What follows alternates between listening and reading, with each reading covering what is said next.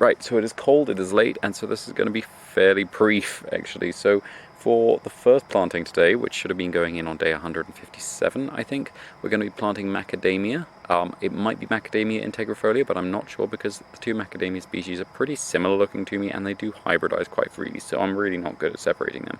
But this is going in near the area of the bottlebrush tree, the Callistemon I put in a while ago, which I think is quite appropriate because these are both Australian trees. Their canopies are close enough; they will intermingle once they're sort of about 5-6 years old if they do well. And they should be not very close related. One is in Proteaceae and the other one is in Myrtaceae.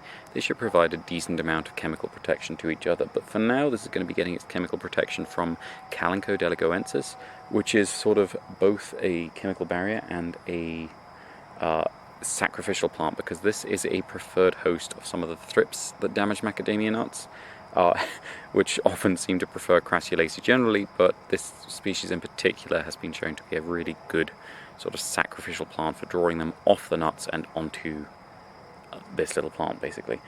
We're also going to be putting in an unknown aloe. This is one I've been propagating. I haven't seen it flower yet, so I will find out when it flowers what species it is, if it is a true species and not a hybrid itself.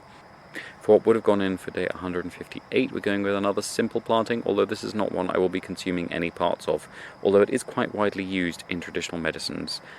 So this is Euphorbia tyricale, the pencil tree, which is one of those trees that has been in domestic use for thousands of years, and so it might be native, but it probably isn't, because it has been in Zambia for such a long time. It is sort of fundamentally naturalized.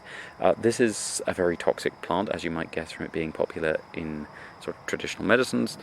It is not really in need of any chemical defense, and it's also really not that sensitive to drying out, so it doesn't really need its succulent ground cover in the form of the Aloe cameroni, and it also doesn't really need any chemical protection in the form of the Kalanchoe digramontiana, but it will look nicer with them. And also the Kalanchoe digramontiana had popped up in a plant pot of something I really didn't need a Kalanchoe digramontiana in, so best to get it away from the plant pots and put it out where it will flower and look nice, and probably not become utterly prolific and everywhere as it would in or near any plants in pots.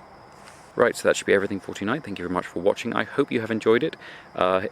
Hopefully this is going to be a nice short one, because I really want to go to bed now. So please tune in again tomorrow when I will hopefully, possibly even be planting in daylight. Who knows?